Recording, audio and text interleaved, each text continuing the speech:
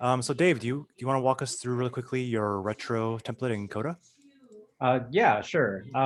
So we use Coda to do our retros because it's a really good way to mimic the real-time interaction of a whiteboard, and also provide real-time transparency to what is being said and what items are most important to the team. When we went virtual last year, um, finding a way to do that was really difficult until we built this template. So we can start with the attendees. One important feature of this style of meeting is that we ask everyone to be present. That means both, well, it used to mean physically, mentally.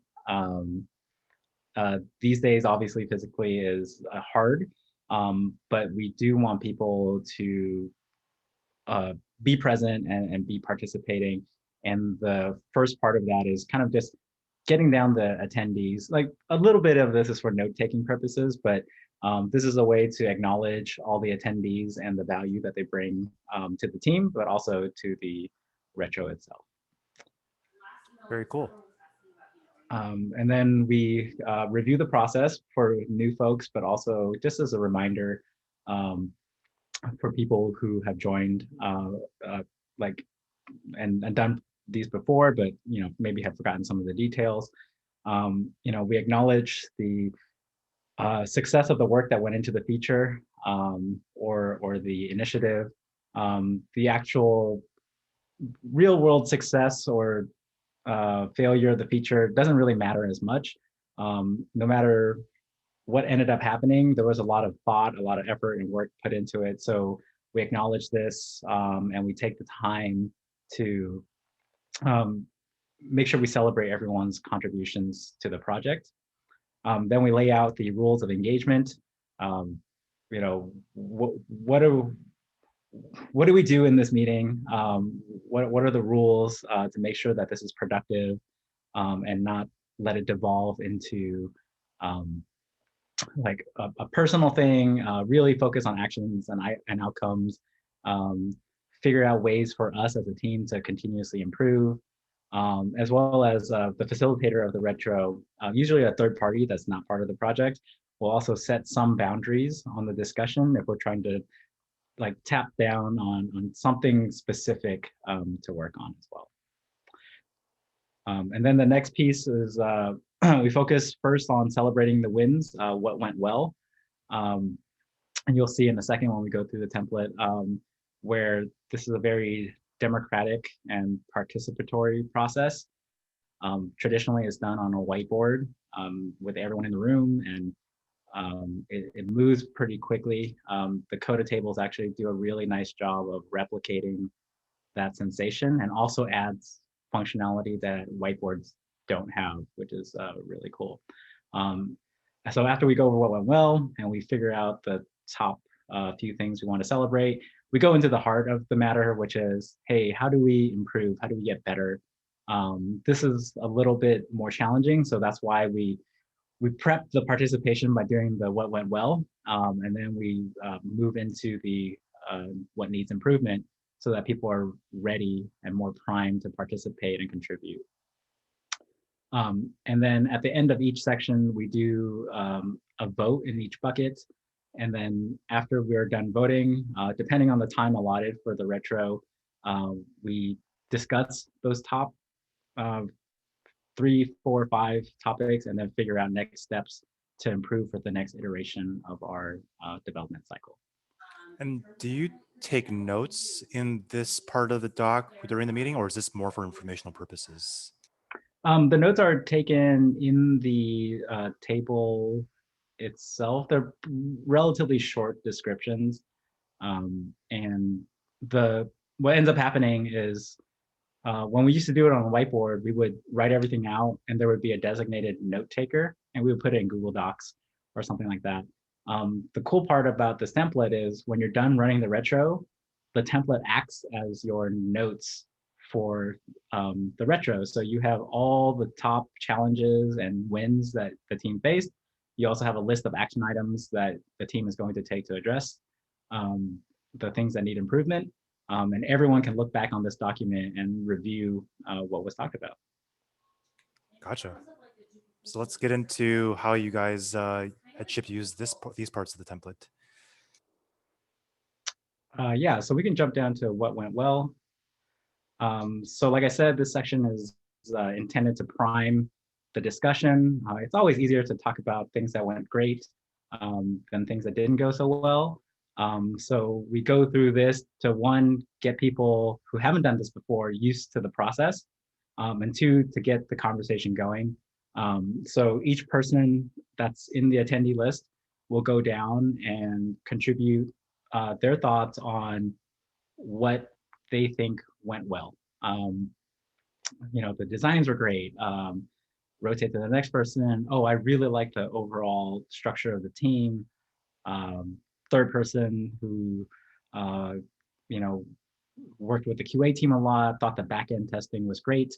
And then we just go through a couple of times, round robin, until everyone has kind of exhausted their contributions.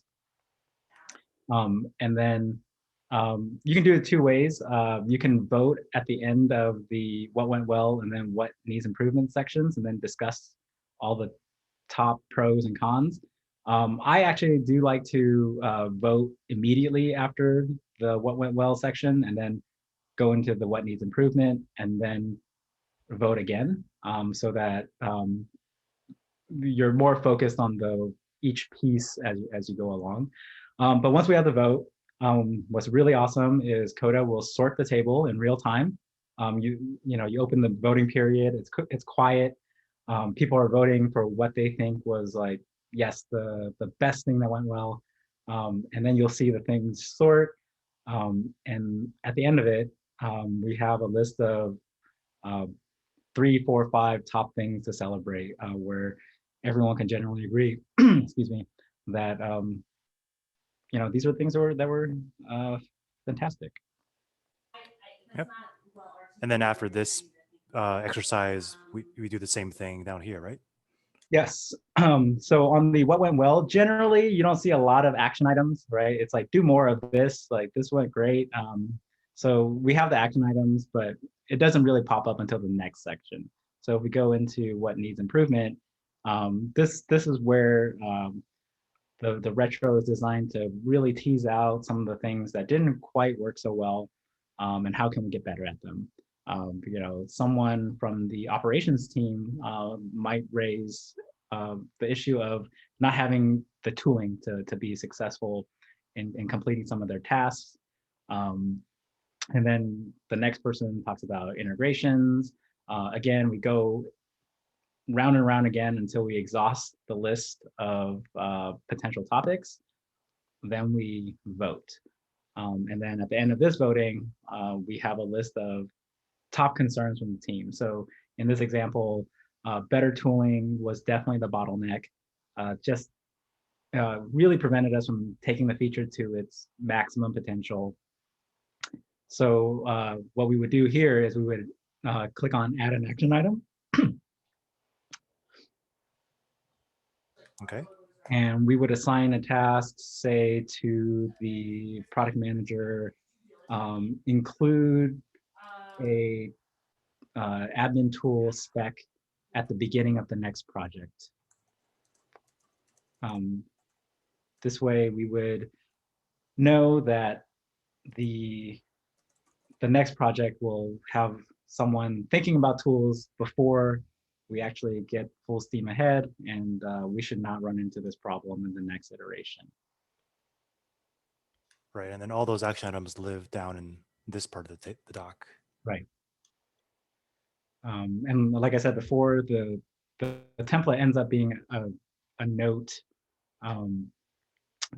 document for the retro, so that we have a tracked list of things to get better at. And then after the next iteration, we can actually, before we kick off the next retro, look back at some of these past action items and see, whether we actually address them or not, and talk about them again in the future. What's really cool is now that Coda has a Slack integration, once you assign an action item, you can Slack the assignee right away, and we are primarily driven on Slack over here. And you get notified right away on something to take care of. And it's a great way to stay organized and keep track of the progress we're making as a team. Yeah, I like the simplicity of it, but also the functionality. It lets you do all the things in one place. Curious, like how these retros have been going ever since you implemented this new template. I think the response has been generally positive. Like finding a tool to do it, the same style of meetings virtually was really hard at first. Though we tried everything, like a spreadsheet, a Google Doc, and it was nice, but it was kind of clunky because you're entering cells, deleting cells, using strike throughs to mark things as done.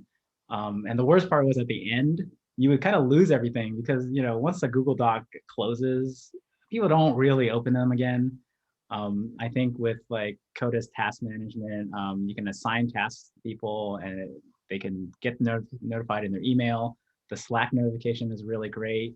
And one of the things you can always do is link back to this retro in your next retro, pull the action items and see, what has been addressed and what hasn't been addressed. So this becomes kind of a living, breathing process that's repeatable. And the more you repeat it and the more you refine the way you work, the better the team gets. So, and what's really cool is just seeing the voting in real time and seeing the rows kind of sort themselves. Really mimics the feeling of the whiteboard where we're listing down topics, except we're doing check marks with a marker. I have to say this is way cooler than that, and so it makes it a really, like, it was a good replacement for the whiteboard, but also better in many ways.